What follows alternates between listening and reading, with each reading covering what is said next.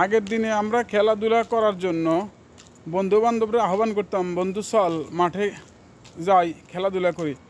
তো খেলাতে গেলে কেউ হারে কেউ জিতে, কোনো দিনও খেলাতে দুই দল একসাথে জিততে পারে না, এটা দুনিয়াতে কোনো দিনও হয় নাই। এক দল হারে এক দল জিতে। তো যেই দল হারে এর মানে এটা না যে এটারে অ্যাক্সিডেন্ট করে দেবো, উন্ডেড করে দেবো, এটার ক্ষতি করবো, এটার বাড়ি থেকে এটার বাইর করে দেবো, এর মানে কি এরকম না। তো আমার কথা হচ্ছে রাজনীতির খেলাও একটা খেলা।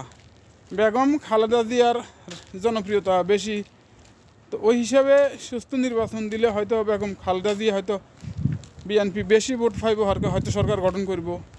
তো এই জনপ্রিয়তা প্রয়োজনে আমার কথা হইতে শেখ হাসিনাদের জনপ্রিয়তা কম থাকতো, শেখ হাসিনার জনপ্রিয়তা বানাইতেও সমস্যা কী আছে। তার মানে এটা না যে আমি খালেদা জিয়ার লাগে পারবো না দেখি একবারে খালেদা জিয়ার বাড়ি থেকে বাইর করে দেবো।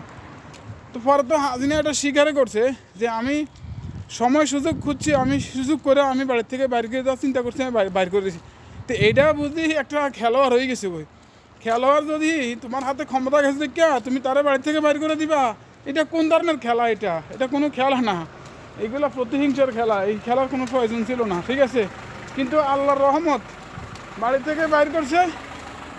খালেদা জিয়া বাংলাদেশে আছে, খালেদা জিয়া ওনার নিজের বাড়িতে আছে, কিন্তু যেই হাসিনা বাইর করছে ওই হাসিনা দেশেই নাই, দেশ থেকে বাইরে যেতে হয়েছে।